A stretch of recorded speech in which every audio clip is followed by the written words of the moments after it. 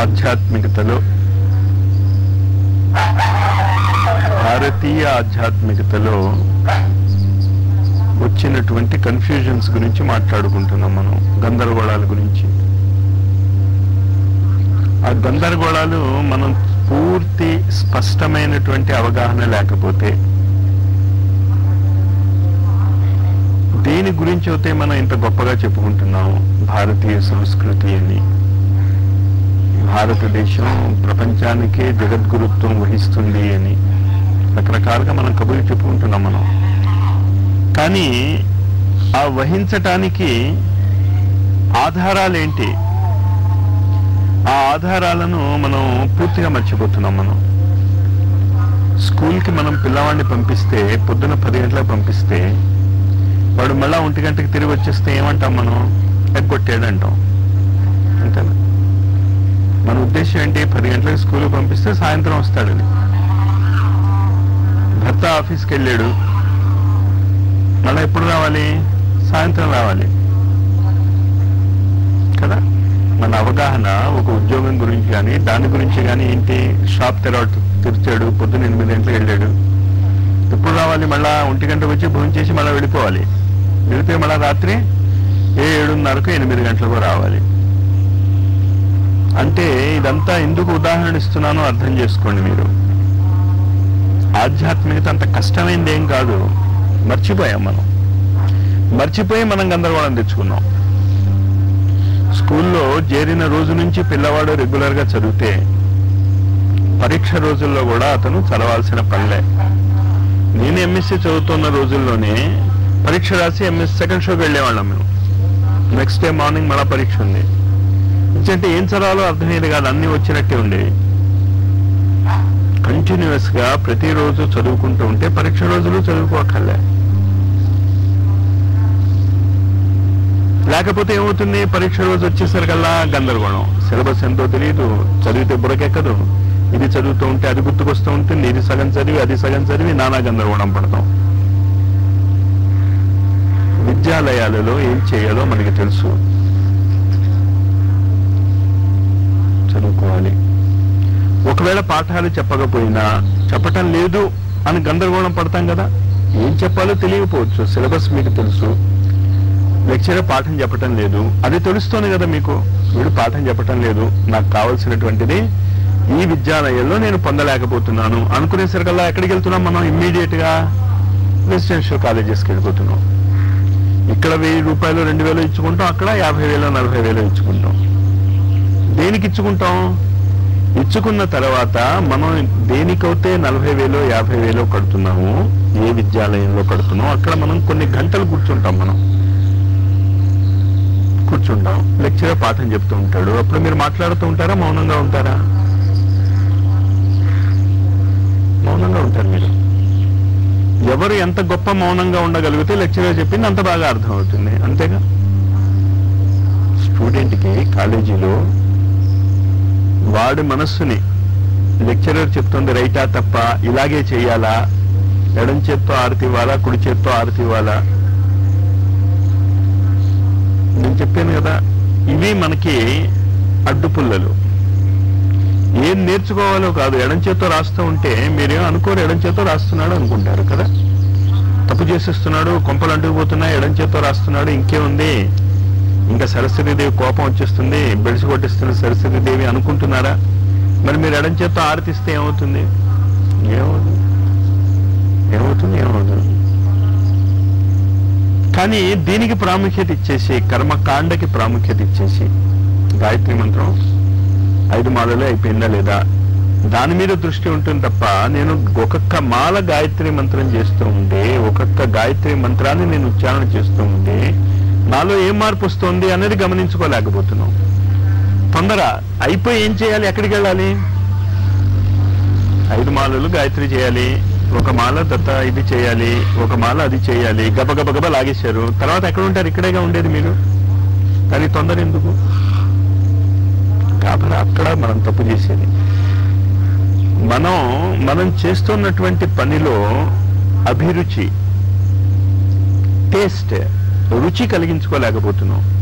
చిన్నపిల్లవాడు పుట్టగానే కారాలు తిండు, మీరు కారం పెట్టదలుచుకుంటే ఉమ్మేస్తాడు, ఆర్చి గగ్గోలు పెడతాడు. ఏం చేస్తారు మీరు? మిల్లిమిల్లిగా అలవాటు చేస్తారు. చివరికి వాడికి చప్పని పదార్థాలు పెడితే వాడు తిన్నంటాడు. మొదట చప్పని పదార్థాలు తప్ప ఇంకేమీ తిన్ననేవాడు. మీరు గందరగోళం చేసి ఇన్ని రకాల గందరగోళాలు చేయగలరు, అన్ని రకాల గందరగోళాలు చేసి మిల్లిమిల్లిగా ఏం చేశారు? రుచి పెంచారు. మంచిగా చెడా అని నేను చెప్పటంలే. ఇష్టం లేని దాని మీద ఒక చిన్న పిల్లవాడికి మీరు ఎలాగైతే రుచి కలిగిస్తున్నారో మీరు కూడా ఆధ్యాత్మికతలో అలా రుచి సంపాదించుకోవాలి. అది మర్చిపోతాం మనం. ఎలా రుచి సంపాదిస్తాం? సిగరెట్ మొట్టమొదటిసారి తాగిన వాళ్ళు ఎవరు కూడా ఆనందంగా తాగరు. దగ్గు వస్తుంది, కడమ నీళ్ళు వచ్చేస్తాయి, ఉక్కిరి బిక్కిరి అయిపోతాడు, నానా గందరగోళం పడతాడు సిగరెట్ తాగిన వాడు మొదటిసారి.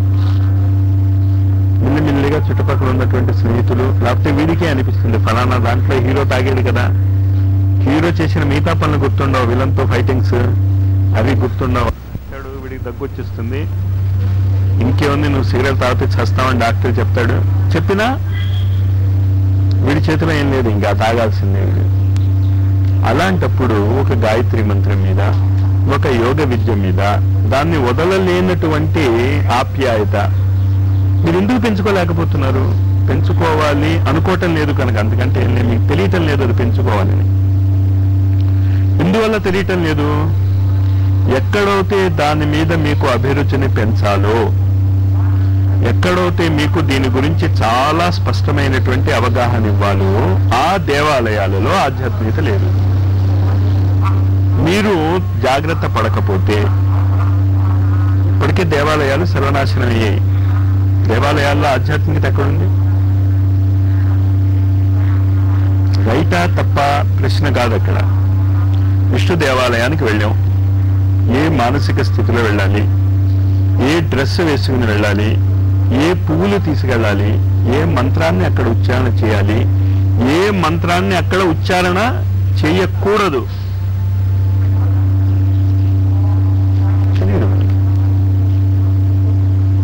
దేవాలయాలు ఎందుకు పనికిరానటువంటి రాత్రిపూట పేకాటగాళ్ళు వాళ్ళు ఎవరైనా ఆడుకోవటానికి వీలుగా ఏంటంటే పరిస్థితులుగా మార్చుకున్నాం మనం. కాలేజీలో ఎవడైనా పేకాట ఆడితే ఒప్పుకుంటాం మనం. కాలేజీలో ఎవడైనా 4 కూర్చొని కబుర్లు చెప్పుకుంటూ ఉంటే ఒప్పుకుంటాం. మరి దేవాలయాల్లో మీకు ఏది ఎందుకు కదలటం లేదు లోపల అంటే అసలు దేవాలయాల్లో ఏం నేర్చుకోవాలో మీకు అర్థం కావటం లేదు. ఏం నేర్చుకోవాలి దేవాలయాల్లో? తిరుపతి వెంకటేశ్వర స్వామికి మొక్కుకున్నారు మీరు, ఒక సంవత్సరం బట్టి మీరు ప్రయత్నం చేస్తున్నారు వెళ్ళాలని. రిజర్వేషన్స్ కావాలి, ఎమ్మెల్యే కాటేజీలు, వాళ్ళతో రికమెండేషన్, వీళ్ళతో రికమెండేషన్, 2000 రూపాయల టికెట్ అవి అంతా కొని చివరికి ఎట్టికేలకు వెంకటేశ్వర స్వామి ఆలయంలోకి ప్రవేశించారు. మెల్లిగా గర్భగుడి దగ్గరికి వెళ్ళారు. ఏం చేస్తారు అప్పుడు? 2 చేతులు కలుపుతారు. కలిపి ఏం చేస్తారు? తల దించుకుంటారు. తల దించుకుని ఏం చేస్తారు? కళ్ళు మూసుకుంటారు. ఎందుకు కళ్ళు మూసుకోవటం? ఇంత డబ్బు ఖర్చు పెట్టుకుని 2500 రూపాయల టికెట్ పెట్టి మీకు బుద్ధి ఏమైనా ఉందా? కళ్ళు మూసుకోవటానికి వెళ్ళింది అక్కడికి. కానీ ఎందుకు కళ్ళు మూసుకుంటున్నాం? మనకి తెలియకుండానే మన అంతరాళాలలో, అది భారతీయత యొక్క గొప్పతనం, మన నెత్తురులో ఆ ఆధ్యాత్మికత చొచ్చుకుపోయింది. నువ్వు కళ్ళు తెరిచి దేవుడికి దండం పెట్టలేవు. మీరు కావాలంటే చూడండి, ఏ గుళ్ళు అయినా ఎవడైనా కళ్ళు తెరిచి దేవుడికి దండం పెడుతున్నాడేమో, పెట్టలేడు. పెట్టగలిగాడంటే వాడు ఇంకా అత్యంత ఉన్నత స్థాయికి వెళ్ళిపోయాడు అనమాట. మనం ఏం చేయలేమండి. ఏంటి అక్కడ ఉద్దేశం? కళ్ళు మూసుకుంటాం. లోపల ఉన్నాడు కానీ బయట లేడు. ఆయన బయట లేడు కానీ బయట ఉన్నట్టు ఎందుకు భావిస్తున్నాం? ఒక ఆలంబన కావాలి మనస్సుకి, ఒక ఆధారం కావాలి మనస్సుకి పాకటానికి. టేబుల్, బల్ల, కుర్చీ, లైటు, ఫ్యాను, శాంత వాతావరణం ఉంటే చదువుకోవచ్చు. మార్కెట్లోకి వెళ్ళిపోయి కూరగాయల మార్కెట్లోకి వెళ్ళి చదువుకోలేమా? చదువుకోగలిగేవాడు అక్కడ చదువుకోగలడు. అసంభవం ఏం కాదు అది, నిజంగా ఇంట్రెస్ట్ ఉంది. నేను చాలా మందిని చూశాను ఆ కూరగాయల మార్కెట్లోని, ఇక్కడే ఎందుకు అదే దగ్గర ఆ పక్కన వాడు కూర్చొని ఉంటాడు, పక్కన వాడు చిన్న కుర్రాడు, వాడు 8th క్లాస్ ఏదో చదువుతున్నట్టు ఎప్పుడో 4-5 ఏళ్ళ కిందట ఇప్పుడు చెప్తున్నాడు వాడికి, తండ్రి ఈ కూరలు అమ్ముతున్నాడు వాడు చెప్తున్నాడు. చెప్పొచ్చు అక్కడ కూడా, కానీ అది పెద్దగా ఎక్కదు. అలాగే దేవాలయాలలో భారతీయ ఆధ్యాత్మికత యొక్క పునాదుల్ని మనం మళ్ళీ కరెక్ట్ లైన్లో పెట్టకపోతే చాలా గందరగోళం పడతాం. ఏంటా కరెక్ట్ లైన్లో పెట్టాల్సింది? దేవాలయాల్లోకి మీరు ఏ దేవాలయాల్లోకైనా వెళ్ళిపోండి, అభ్యంతరం లేదు. శివుడి దేవాలయమా, విష్ణుడి దేవాలయమా, ఆంజనేయ స్వామి దేవాలయం, ఏదైనా వెళ్ళిపోండి. వెనక్కి తిరిగి వచ్చేస్తున్నప్పుడు శటకోపం పెడతాడు. దాని పైన ఏముంటాయి? ఎప్పుడైనా చూశారు మీరు? శటకోపం పైన పాదుకలు ఉంటాయి, గురువు యొక్క పాదుకలు, సర్వాంతర్యామి యొక్క పాదుకలు. దాన్ని తీసుకుని మనం వెనక్కి వస్తాం. ఆ అవగాహన సర్వాంతర్యామి అయినటువంటి, సర్వసమర్థుడైనటువంటి, సర్వజ్ఞుడైనటువంటి ఆ గురువు యొక్క చరణాలను, అంటే ఏ చరణాలను? ఆ చరణాలను, అంటే ఆచరణ. ఆ ఆచరణ మీలో రావాలి. నేను ఇక్కడ మౌనంగా మిమ్మల్ని ఉండమని కోరుకునేది అది. కొంచెమైనా ఆచరణ మీలోకి వచ్చేస్తే ఎంత స్వల్పమప్యస్య ధర్మస్య, శ్రీకృష్ణుడు జగద్గురు అవతారమూర్తితో పాటు గ్యారంటీ ఇస్తాడు, స్వల్పమప్యస్య ధర్మస్య. మీరు కంగారు పడకండి, కొంచెం అవగాహన అయింది కదా. 24 గంటలు మీరు ఋషుల్లాగా ఆ స్థితిలో ఉండలేకపోవచ్చు. జస్ట్ ఒక బిట్ కాంటాక్ట్ వస్తే మంచిగా నీళ్ళుంటే అమ్మ కాస్త మణికుమారికి అంచేత ఏం లేదు, నేనే కంగారు పడకండి, పంచదార నీళ్ళు ఇమ్మన్నానంటే తీసుకో, లోపలికి వెళ్ళి అంచేత ఆ స్వల్పమప్యస్య ధర్మస్య కొంచెమైనా మీరు ఆ పాయింట్ ఇక్కడ అర్థం చేసుకుంటే, త్రాయతో మహతో భయాత్, భయంకరమైనటువంటి మహతో భయాత్, మామూలు భయాలు కాదు, ఇంకా మీరు భయం యొక్క పరాకాష్ఠ స్థితికి వెళ్ళినటువంటి భయాన్ని నుంచి కూడా మీరు రక్షింపబడతాడు అనేటటువంటి ప్రామిస్ ఉంది. ఇంకో ప్రామిస్ ఉంది అక్కడ, అపిచేత్ సుదురాచారి. దురాచారి అంటే మీకు అర్థం తెలుసు కదా, దురాచారి, సుదురాచారి, దురాచారుల్లో ఎక్స్పర్ట్ అనమాట వాడు. అయినా పర్వాలేదు అన్నాడు, అపిచేత్, అయినప్పటికీ పర్వాలేదు. ఎందువల్ల? సమ్యక్, కరెక్ట్ గా దారిలో పడ్డాడు, వాడికి పాయింట్ అర్థమైంది, లాగిస్తుంది అది. మనం ఏం చెయ్యం? కాలేజీలో మీకు బిఎస్సీ డిగ్రీ రావాలంటే మీరు చేసేది ఏముంది? కాలేజీకి వెళ్ళి మీరు చేసేది ఏం లేదు. మీరు కాలేజీకి వెళ్తారు, వెళ్ళాక చేసేది ఎవరు చేస్తారు? గురువు చేస్తాడు, అంతేనా? ఆధ్యాత్మిక జగత్ నిత్య జీవితానికి తేడా ఉంది అనే భ్రమ ఉంది మీకు. నిత్య జీవితాల్లో మీరు ఏ నియమాలను పాటిస్తారో ఆధ్యాత్మిక జగత్తులో కూడా అదే నియమాలు పాటించాలి మీరు, అంతకంటే ఇంకేం లే. గురువుకి సమర్పణ చేసుకోండి, ఆయన చెప్పినట్టు చేయండి. ఎలా చేయగలం మాస్టారు? మీరు చేస్తున్నారుగా ఇప్పుడు ఉద్యోగంలో. చాలాసార్లు చెప్తున్నాను కదా, మీరు ఇంజనీరింగ్ చదివారు, ఉద్యోగంలో జాయిన్ అయ్యారు. మీ ఇష్టం వచ్చినట్టు చేస్తారా? మీ ఉన్నతాధికారి చెప్పినట్టు చేస్తారా?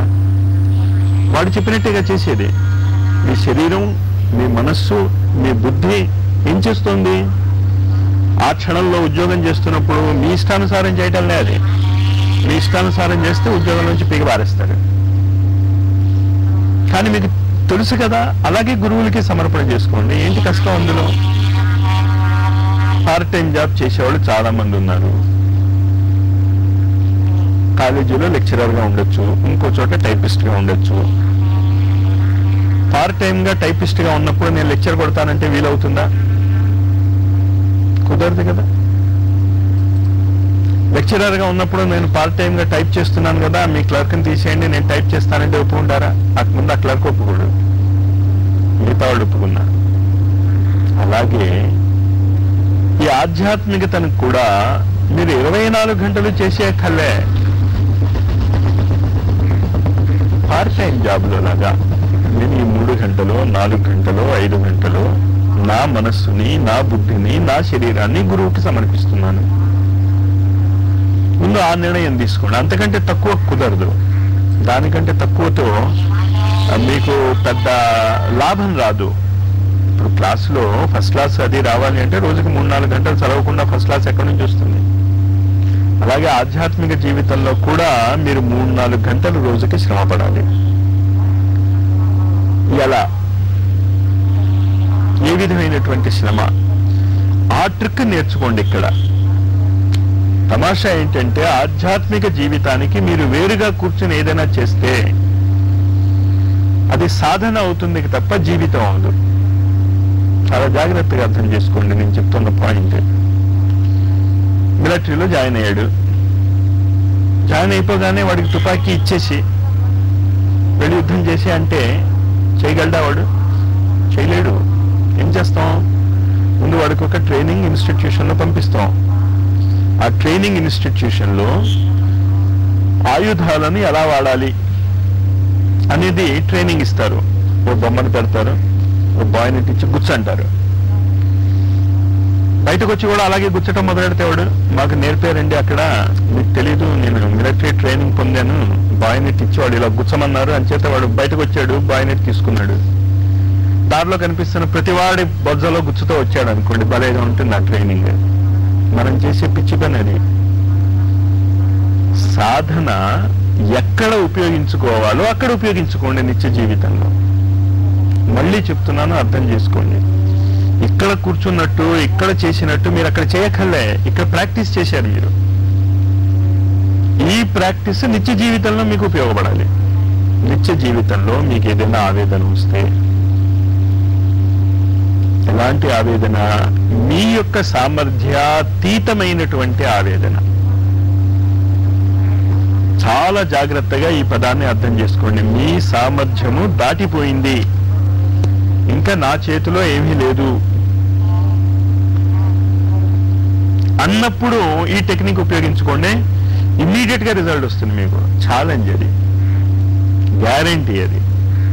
కానీ మీ మనస్సుని మీరు ప్రశ్నించుకోండి, నిజంగా నా సామర్థ్యానికి అతీతమైనటువంటి స్థితి వచ్చాకే అడిగానా లేకపోతే లేదా అని. మీ సామర్థ్యానికి అతీతమైనటువంటి స్థితి ఎప్పుడు భక్తుల జీవితాల్లో వచ్చిందో అప్పుడప్పుడు ఆ అనుగ్రహం మీకు కనిపిస్తూనే ఉంది ప్రతి భక్తుడి జీవితంలోనూ. ఎవరి జీవితంలో చమత్కారాలు జరగలేదు? మరి మీ జీవితాల్లో ఎందుకు జరగదు? నియమం అందరికీ ఒకటే. గడ్డం పెంచుకున్న వాళ్ళకి ఆ నియమం ఉంటుంది, కాషాయ బట్టలు వేసుకున్న వాళ్ళకి ఆ నియమం వర్తిస్తుంది. 70 ఏళ్ళు ముసలాళ్ళు అయిపోయాక కన్ను చూపించక కొడుకులు కోడళ్ళు వాళ్ళు గెంటేశాక మాత్రమే అది వర్తిస్తుంది. ఎందుకంటే నాకు తెలిసినంత వరకు భగవంతుడిని అప్పుడు తలుచుకోమంటారు. ఎందుకు అప్పుడు తలుచుకోమంటారు అంటే అప్పుడుకి మీకు సామర్థ్యాతీత స్థితి వస్తుంది కనుక. అందుకు కానీ అప్పుడు మొదలెట్టమని కాదు. మొదలెట్టడం చిన్నప్పటి నుంచే మొదలెట్టాలి. అక్షరాభ్యాసం అంటేనే అది. ఏబిసిడీలు నేర్పడం కాదు. అక్షరాభ్యాసం అంటే అక్షరమైనటువంటి, నాశరహితమైనటువంటి ఏ శక్తి అయితే ఈ ప్రపంచాన్ని నడిపిస్తుందో ఆ శక్తిని ఓం నమ శివాయ ఇది సిద్ధం, దిస్ హ్యాస్ బీన్ ప్రూవ్డ్ అని చెప్తాం అక్షరాభ్యాసంలో. అది మర్చిపోయాం మళ్ళా మనం. కానీ నేను చెప్తున్న విషయం ఏంటి? దేవాలయాలలో ఏ శక్తిని మనం పొందాలనుకుంటున్నామో ఆ శక్తిని మీరు ఇక్కడ పొంది మీ వల్ల దేవాలయాలకి శక్తి రావాలి. చాలా జాగ్రత్తగా అర్థం చేసుకోండి. ఎంత బాధ్యత మీ మీద పోతుందో. కొంచెం మీరు సాహసం చూపించగలిగితే నేను చెప్పింది మీకు అర్థమవుతుంది. ఇక్కడ దేవాలయాలలో అసలు ఏ శక్తిని పొందాలో అది దేవాలయాలలో లేదు. ఇప్పుడు గ్యారంటీగా లేదు అక్కడ. ఆ శక్తిని మీరు ఇక్కడ పొందండి. పొంది ఏం చేయాలి? మీరు మళ్ళా మీ దగ్గర ఉంచుకోవడం కాదు ఆ శక్తిని. ఆ శక్తిని తిరిగి మళ్ళా మీరు దేవాలయాలకి ఇచ్చేయాలి. ఆ దేవాలయాలు తీర్థక్షేత్రాలుగా మారాలి. పూర్వకాలం ఋషులు ఆ పని చేసేవారు. తీర్థి కుర్వంతి తీర్థాన్ని. వాళ్ళ వల్ల తీర్థస్థలానికి పేరు వచ్చేది. తీర్థస్థలాలు ప్రతి చోట కూడా ఆ ఋషుల యొక్క తపశ్శక్తి, ఆ తపశ్శక్తి ఈ క్షణంలో, ఈ రోజులలో ప్రతి ఒక్కడి దగ్గరికి వచ్చి తలుపు కొట్టి మరి పిలుస్తుంది. ఎలా తెలుస్తుంది మాస్టారు తలుపు కొడుతుందని? భక్తుడి చరిత్ర చదవని మీకు తెలుస్తుంది. కుటుంబంలో భరించరాని ఆవేదనలు, అది ఒక నిదర్శనం మీకు తలుపులు తెచ్చుకుంటున్నాయి అని. First rule, crisis. ఏ క్రైసిస్ వచ్చినా సరే అది ఇంకొక రూల్. క్రైసిస్ వస్తుంది, ఇంకా ఎవ్వరూ మమ్మల్ని ఆదుకోవటం లేదు, ఎవ్వరూ మమ్మల్ని కాపాడటం లేదు, మమ్మల్ని రక్షించేవాడు ఎవడూ లేదు, నా జీవితం అంతా ఇంకా అంధకారమయం కాబోతోంది అనే ఫీలింగ్ మీకు వచ్చిందా? వస్తే మీరు కరెక్ట్ గా లింక్ లోకి ఉన్నారు. ఆ స్థితిలోనే వచ్చారు అందరూ కూడా. ప్రతి ఒక్కడూ ఆ స్థితిలోనే భగవంతుడి యొక్క ద్వారాలను తెలుసుకున్నాడు. బుద్ధుడి జీవితంలో కూడా అంతే. కానీ అతని క్రైసిస్ అద్భుతమైనటువంటి క్రైసిస్. ఆ క్రైసిస్ ప్రతిరోజు మన జీవితంలో వస్తుంది, కానీ మనం ఆ క్రైసిస్ గుర్తించాం. ఆ ముసలాన్ని చూస్తాం, మనం కూడా ముసలాళం అయిపోయి అలాంటి పరిస్థితుల్లో ఉంటామని ఆలోచించాం. ఓ రోగగ్రస్తుడిని చూస్తాం, ఎప్పుడో అప్పుడు మనకి రోగం వస్తుంది అని ఆలోచించాం. చచ్చిపోయిన వాడిని చూస్తాం, మనం కూడా గ్యారంటీగా చచ్చిపోతాం, అలా వదిలేటే గ్యారంటీ, మిగతాది ఏది గ్యారంటీ లేదు. కానీ ఆ క్రైసిస్ మనలో ఏమీ కదపదు, ఏమీ కదపదు. మనలో చూసి తామరాకు మీద నీటి బొట్టులాగా నిజంగా మనం పెద్ద యోగులం. అసలు భయపడాల్సిన చోట భయపడం. అసలు మృత్యు అంటే ఎంత గడగడలాడాలి మనం. మొన్న ఈ మధ్యనే ఒక వ్యక్తిని కలిశాను నేను. అద్భుతమైన మాట వాడాడు ఆయన. మరణ ఉత్సవం అన్నాడు ఆయన. మరణం కూడా ఒక ఉత్సవంలాగా జరుపుకోవాలి అనే మాట వాడాడు. అంటే ఏ స్థాయికి ఎదిగాడో ఆ వ్యక్తి. ఎందుకు ఇదంతా నేను మీకు చెప్తున్నాను అర్థమైంది కదా. ఏమీ గ్యారంటీ లేదు మీ జీవితానికి. గ్యారంటీ లేని జీవితానికి మీరు ఎంత వెంపర్లాడుతారో. ఏమీ గ్యారంటీ లేదు జీవితానికి. ఎంత ప్లాన్ వేసిస్తారో. నా కొడుకు ఇంజనీరు, నా కూతురు డాక్టరు, వాళ్ళ మనవడు కూతురు మనవడు ఇంజనీర్ అవ్వాలా డాక్టర్ అవ్వాలా అని వీళ్ళు కొట్టేసుకుంటారు. ఇక్కడ భగవంతుడు తెలియాలి అసలు వాళ్ళు ఏమవుతారు. ఒక్క క్షణం ఈ అద్భుతమైనటువంటి కాలం యొక్క ప్రభావాన్ని గుర్తించుకుని మీ గందరగోళాలు ఆపండి. ఆపితే తప్ప అది రాదు. అందుకని మీరు మౌనంగా ఉంటే కదా అది దిగేది, అంతకంటే ఇంకేం లేదు. కారణం మీరు మౌనంగా ఉన్నాను అని చెప్పి నేను చెప్పినటువంటి స్థాయికి మీ మనస్సుని మౌల్డ్ చేసుకోకపోతే మళ్ళీ ఆ స్థాయి రాదు. కానీ గాబరా పడకండి. మరి నా బాధ్యతలు ఏమవుతాయి, నా కుటుంబం ఏమవుతాయి, ఏమీ అవదు, గ్యారెంటీ అది. ఒక గురువు దగ్గరికి వచ్చాక, ఏ గురువు దగ్గరికి, భౌతిక శరీరధారి అయిన గురువు దగ్గరికి వస్తే ఏమీ అవదు. భౌతిక శరీరధారి అయిన గురువు నుంచి అభౌతికమైనటువంటి ఆ గురుత్వాన్ని పొందండి. కెమిస్ట్రీ లెక్చరర్ దగ్గరికి వెళ్ళి వాడు కళ్ళజోడు పెట్టుకున్నాడా, గడ్డం పెంచుకున్నాడా, లాల్చి వేసుకున్నాడా, ఇదా మనం చూసేది. ఏం నేర్చుకుంటాం అతని దగ్గర? కెమిస్ట్రీ నేర్చుకుంటాం. నేర్చుకుని ఇంటికి వచ్చేస్తాం. ఇంటికి వచ్చేసాక భౌతిక శరీరధారి దగ్గర నేర్చుకున్నటువంటి కెమిస్ట్రీ మీ దగ్గర ఉంటుంది తప్ప వ్యక్తి ఉండడు. మీరు వ్యక్తిని పట్టుకుని వేళ్లాడుతున్నారు. వదిలేయండి వ్యక్తిని. ఎవడైనా సరే, వాడు ఎంత గొప్పవాడైనా సరే వదిలేయండి. పనికిరాడు వాడు. ఎందుకు పనికిరాడు అంటే వాడు మీ బయట ఉన్నాడు, మీకంటే ఇతరంగా ఉన్నాడు. ఎందుకు పనికిరాడు వాడు. కానీ వాడు ఎంతవరకు పనికొస్తాడు మీకు? మిమ్మల్ని అంతర్ముఖం చేయగలిగితే, నేను చెప్పినటువంటి మాటల్ని మీరు అర్థం చేసుకుని ఇంకా బాహ్య జగత్తులో వెతుక్కోకండి. బయట ఏమీ మీరు సవరించుకోకర్లే. లోపల మీరు సవరించుకోగలిగితే బయట ఆటోమేటిక్ గా సవరింపబడిపోతుంది. చాలా సింపుల్ టెక్నిక్ అది. ఏమీ గాబరా పడకండి. సైక్లింగ్ లాగే అది. సైక్లింగ్ కష్టమా ఈజీయా అంటే రానివాడికి చాలా కష్టం. వచ్చిన వాడికి ఏముంది, సైకిల్ ఉందా అని అడుగుతాడు.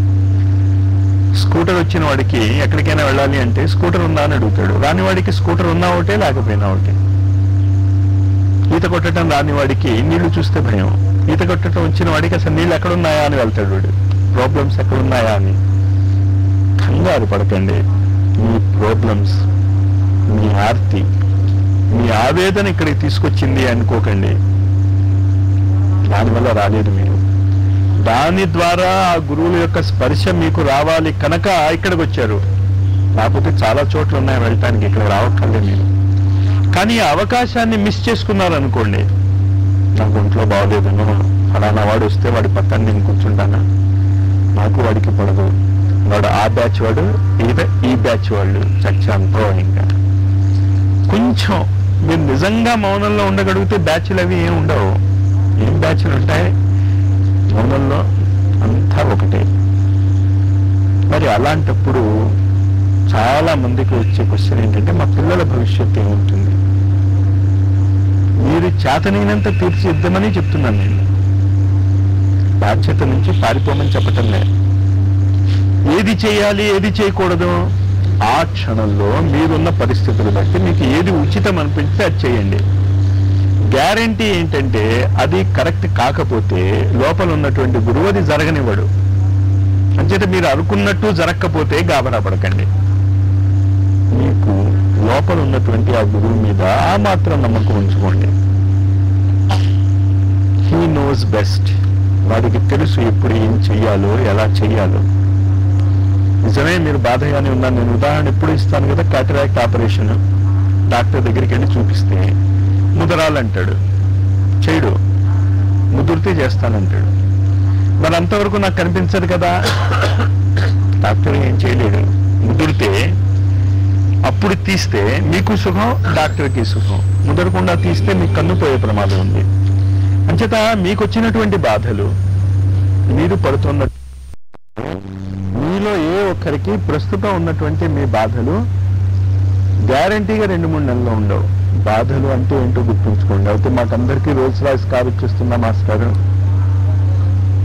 నేనేం గ్యారంటీ ఇవ్వలేను.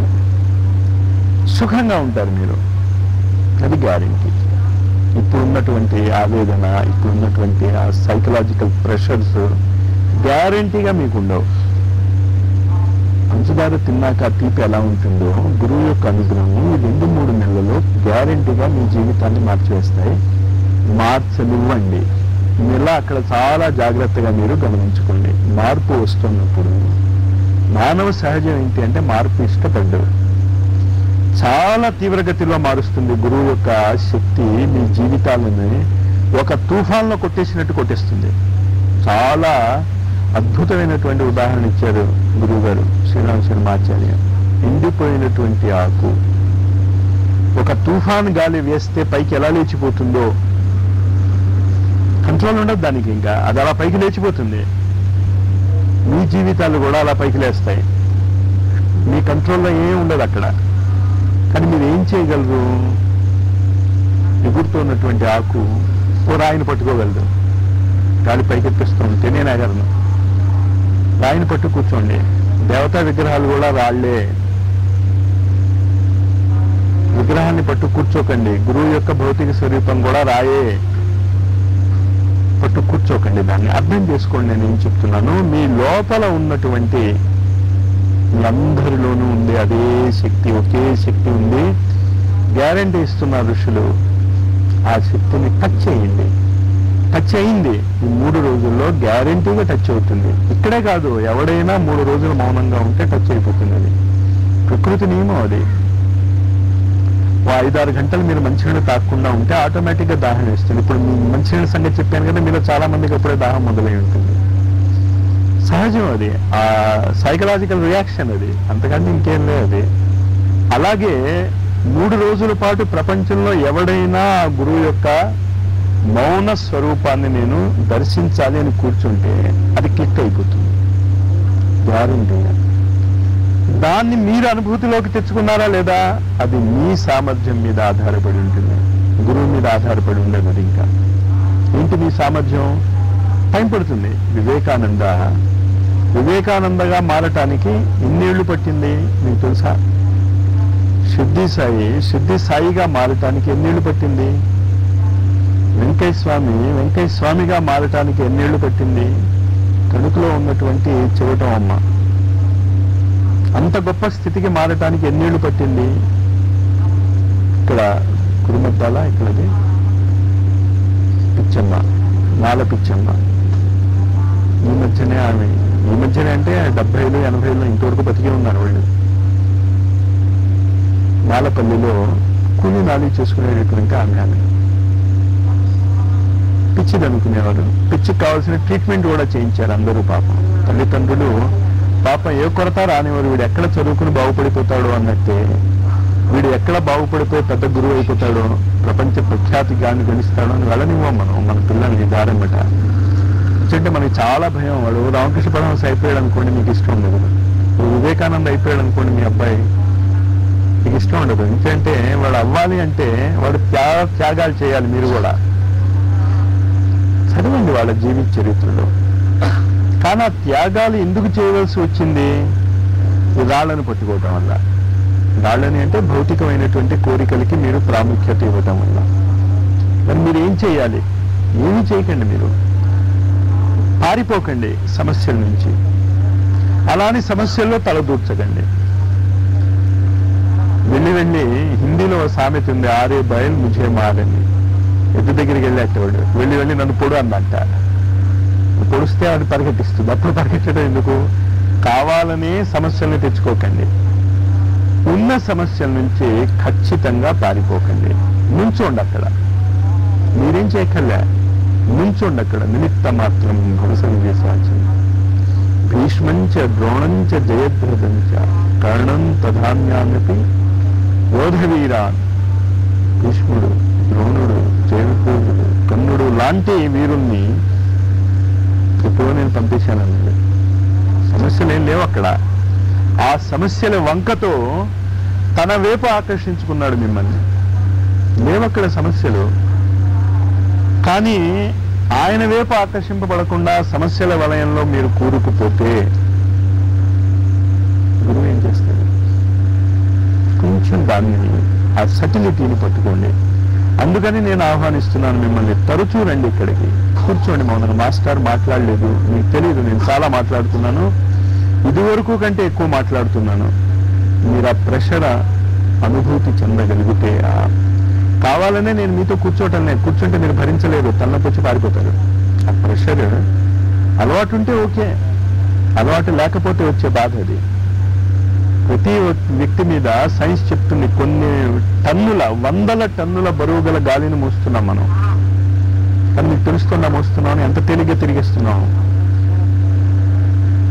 ఇంచేత అలవాటు పడిపోయాం దానికి. అలాగే ఆ గురువు యొక్క అనుగ్రహానికి కూడా మీరు అలవాటు పడాలి. అలవాటు పడటానికి సాధనా శిబిరాలు పెట్టాను ఇక్కడ. నిరంతర గురు సాన్నిధ్య అనుభూతి. ఆ అనుభూతికి ట్రై చేయండి మీరు. అద్భుతమైనటువంటి అనుభూతి అది. ఒక్కసారి అది క్లిక్ అయిందంటే మీకు డాన్స్ చేస్తారు మీరు. అప్పుడు కంట్రోల్ చేయటం బాధ్యత నాది, మీరేం చేయలేరు. అప్పుడు అది చేయగలను నేను. అది ఇచ్చేది ఆ గురువే. ఎలక్ట్రిసిటీ ప్రకృతిలో ఉన్నటువంటి శక్తి, అయస్కాంతము ప్రకృతిలో ఉన్నటువంటి శక్తి, లైట్ ప్రకృతిలో ఉన్నటువంటి శక్తి. దాన్ని నేను సృష్టించలేను. కానీ దాని నియమాలు తెలిస్తే ఏం చేయగలను అంటే అవసరమైనప్పుడు దాన్ని కావలసినట్టు ఉపయోగించుకోవచ్చు. అలాగే మీ జీవితాలలో అద్భుతమైనటువంటి గురు శక్తి అవతరణ జరిగితే, తప్పు చెప్పానేమో, జరిగిపోయింది, దాన్ని మీరు అనుభూతి చెందగలిగితే, దాంతో వచ్చేటటువంటి ఆ వైబ్రేషన్స్, నేను చేసేటటువంటి ప్రయోగం ఏమిటి అంటే మీకు తెలియకుండానే మార్పు రావాలి అని. ఈనాటి వరకు భారతీయ ఆధ్యాత్మిక జగత్తులో ప్రతి గురువు, నాకు తెలుసున్నటువంటి ప్రతి గురువు, వాళ్ళ శిష్యులు కనీసం ఒక 5-6 ఏళ్ళు ఇమోషనల్ డ్యూరెస్, ఒక భావాత్మకమైనటువంటి బాధలో వెళ్లాల్సి వచ్చింది. వివేకానంద కానీ, రామకృష్ణ పరమహంస కానీ, వెంకటేశ్వర స్వామి కానీ, చివటమ్మ కానీ, పిచ్చిమాలమ్మ కానీ, ఏంటి ఒక 5-6 ఏళ్ళు ఒక విధంగా వాళ్ళు ఏమవుతారు అంటే భౌతిక జగత్తుతో సంబంధం పోయినట్టు తిరుగుతారు. అది మీకు రాకుండా చేయాలి అని నా కోరిక. ఆ స్థితి రానివ్వను నేను. మీరు చెప్పినట్టు చేస్తే మీకు తెలియకుండానే మార్పు వస్తుంది. ఒకరోజు అరే నేను ఇంత మారిపోయానా అని బయట వాళ్ళు చెప్తారు. మీకు తెలియదు మీలో మార్పు వచ్చిందని. నేను చేసే ప్రయోగము, ఇప్పుడు ఋషులు చేస్తున్నటువంటి ప్రయోగం ఏమిటి అంటే ఇమోషనల్ కంట్రోల్ తప్పకుండా, సాధారణ దైనందిక జీవితం జీవిస్తూ ఎవరి బాధ్యతలు వాళ్ళు నిర్వర్తిస్తూ కూడా అత్యున్నతమైనటువంటి ఆధ్యాత్మిక స్థాయికి ఎదగగలరు. కానీ ఎదగాలి అంటే సినిమా చూస్తున్నప్పుడు ఉన్నటువంటి ఏకాగ్రత ఈ మానసిక స్థితిలో తెచ్చుకోండి. అది రాకుండా మాత్రం రాదు. మీకు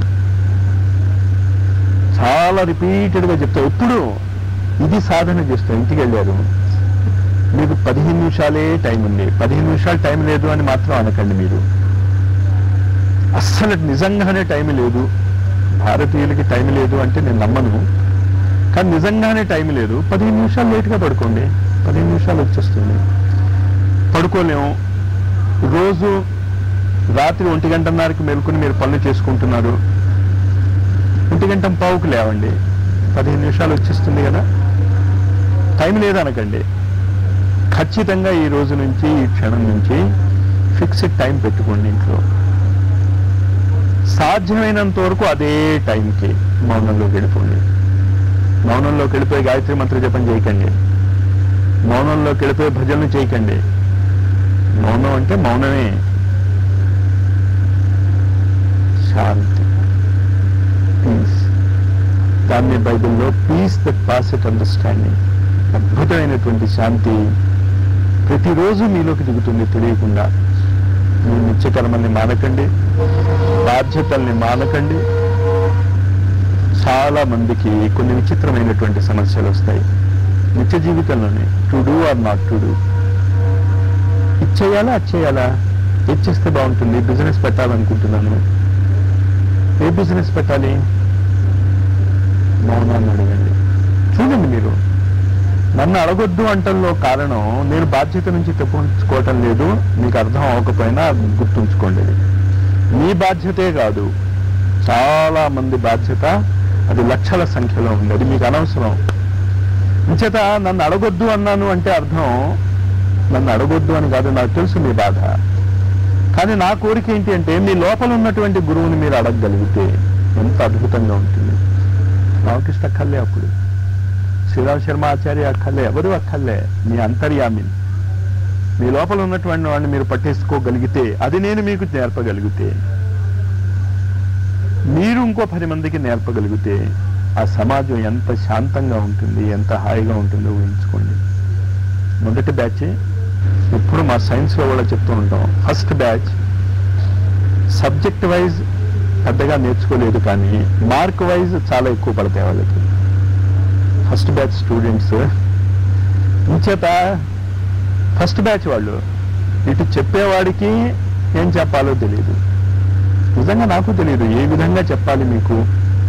నేను చెప్పదలుచుకున్నది ఏదో నాకు చాలా స్పష్టమైనటువంటి అవగాహన ఉంది, కానీ అది మీ వరకు ఎలా తీసుకెళ్లాలో అనేది నేను చాలా గందరగోళం పడుతున్నా గత 2 సంవత్సరాల నుంచి. అందువల్ల ఈ సాధనా శిబిరాలలో ఈ రకాలైనటువంటి మార్పు నాకు తెలిసి చేయటంలే. ఇది మిమ్మల్ని ఎక్కడికి తీసుకెళ్లాలో నాకు చాలా స్పష్టమైనటువంటి అవగాహన ఉంది.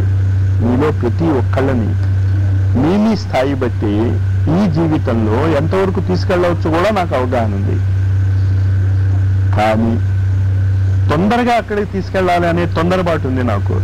అది ఆధ్యాత్మిక జగత్తులో మొట్టమొదటిసారి ప్రవేశపెట్టబడింది తొందర. సాధారణంగా ఇదివరకు ఆధ్యాత్మిక జగత్తులో తొందర ఏం లేదు. నేర్చుకుంటావా, సరే 5 ఏళ్ళు మౌనంగా ఉండి తర్వాత చూద్దాం, పైథాగరస్ అనేవాడు. లేదా 10 జన్మలు మౌనంగా ఉండవాయా, తర్వాత చూద్దాం. పూర్వకాలం అలా ఉండేది. ఇప్పుడు ఆ ఋషుల యొక్క దృష్టికోణం కూడా మారింది. గుర్తుంచుకోండి, ఇలాంటి పరిస్థితి పృథ్వీ మీద ఇదివరకు ఎప్పుడూ రాలేదు. కంపేర్ చేయడానికి ఏం లేదు. సైక్లిక్ ప్రాసెస్ ఇది కాదంటలే, కానీ ఇలా సైక్లిక్ ప్రాసెస్. స్పైరల్ మూమెంట్ అంటానే, సర్పిలాకారం. అంటే ఈ బిందువు నుంచి ఈ బిందువు, ఈ బిందువు నుంచి ఈ బిందువుకి పైకి ఎక్కుతుంది ఇది. అంచేత ఈ బిందువులన్నీ ఒకే చోట ఉన్నట్టు ఉన్నా వాటి స్థాయిలో తేడా ఉంది. ఇదివరకు అనేక సార్లు ప్రళయానికి లోనైనటువంటి పృథివీ ఇప్పుడు ప్రళయానికి అతి చేరువుగా ఉండి తప్పించుకోబోతున్నటువంటి పృథివీ. గ్యారంటీగా తప్పించుకుంటుంది రాబోయే ప్రళయం నుంచి. మీ వల్లే, అది కూడా గ్యారంటీ, ఎవరి వల్ల కాదు. అది మిలిటరీలో భారతదేశం మీద ఎవరైనా ఆక్రమణ చేస్తే ఆ ఆక్రమణను మనం తిప్పి కొట్టగలిగామంటే ఎవరి వల్ల కొట్టగలుగుతాం? తిప్పి మన మిలిటరీ వాళ్ళ వల్లే. అంచేత ప్రళయానికి అతి చేరువుగా ఉన్నటువంటి ఈ పృథ్వీని మళ్ళీ మనం తిప్పి దాని కరెక్ట్ ఫ్రేమ్వర్క్ లోకి తీసుకురాగలుగుతాం అంటే మీ వల్లే. ఇంత తెలిసిన మీరు చేయలేకపోతే అసలు ఏమీ తెలియని వాళ్ళు ఏం చేస్తారు? కంగారు పడకండి, ఏదేదో చెప్పిస్తున్నారు మాస్టర్, మీరేం చేయకండి. మీరేం చేయాలి? మౌనంగా ఉండండి. ఆ నిరంతర మౌనాన్ని మీ జీవితంలోకి ప్రవేశించనివ్వండి. సీపింగ్ అంటాం.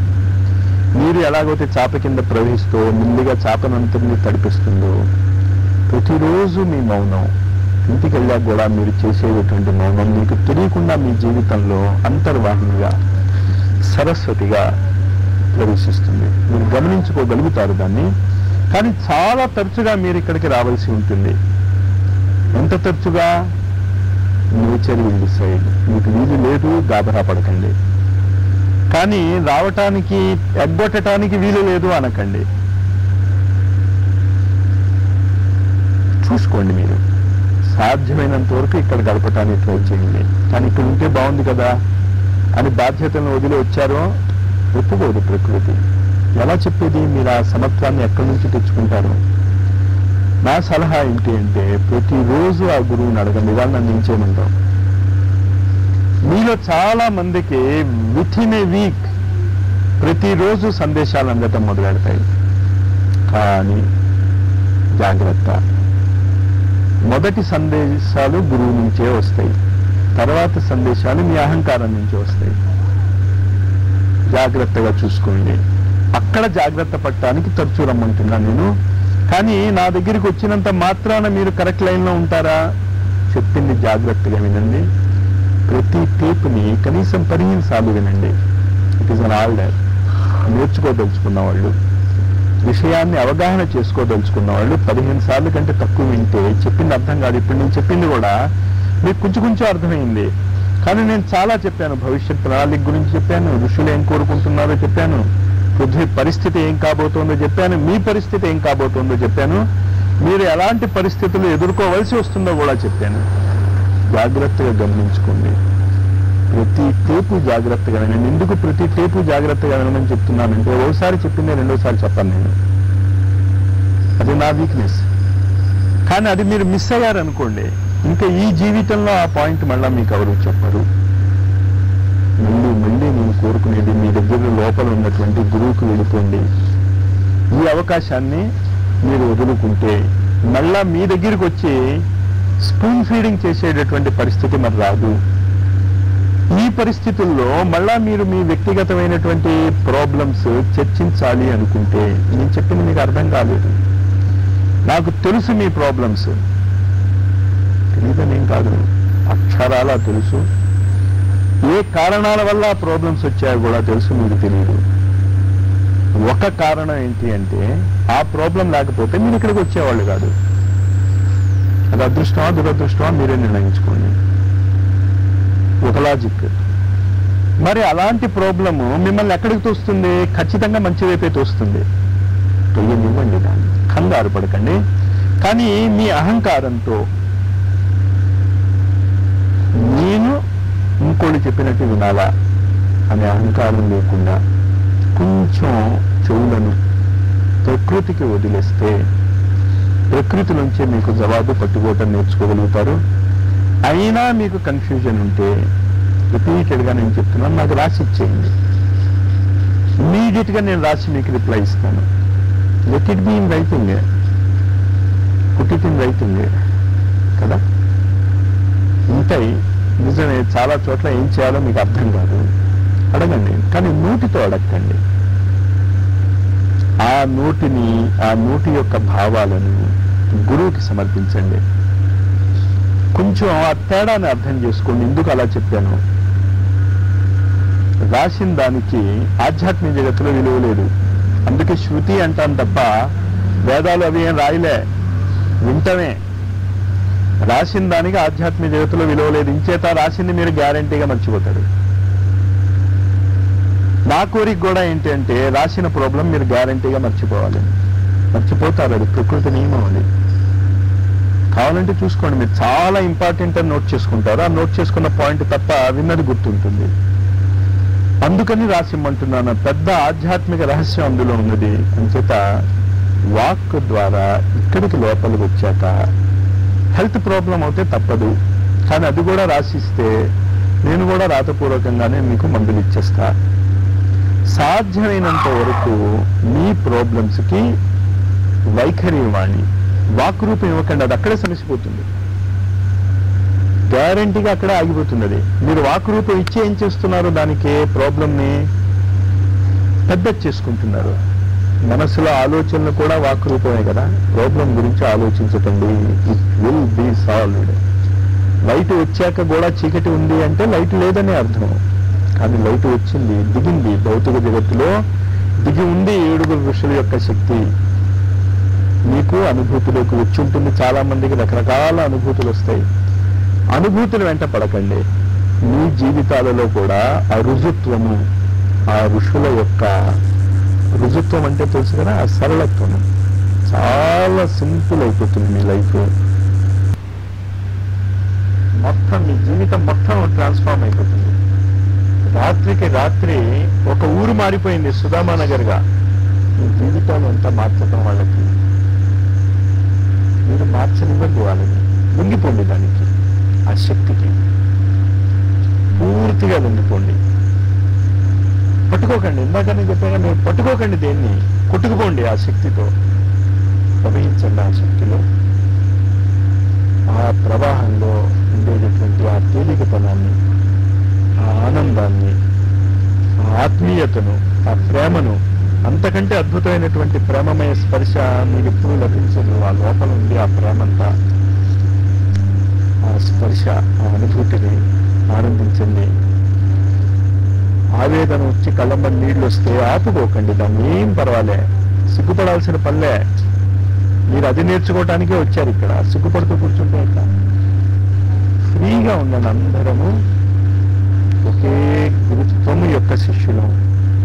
ఆ మార్గంలో రకరకాలుగా మీ శరీరంలో కానీ, మీ భావాలలో కానీ ఉన్న ఆవేదన కారిపోవటానికి ప్రయత్నిస్తుంటే పక్క వాళ్ళు ఏమనుకుంటారో, వీళ్ళు ఏమనుకుంటున్నారో అని ఆపుకోకండి. ఫ్రీగా ఉండండి, హాయిగా ఉండండి, నిశ్చింతగా ఉండండి. ఈ అద్భుతమైనటువంటి అవకాశానికి ఆనందించండి. స్వస్తి.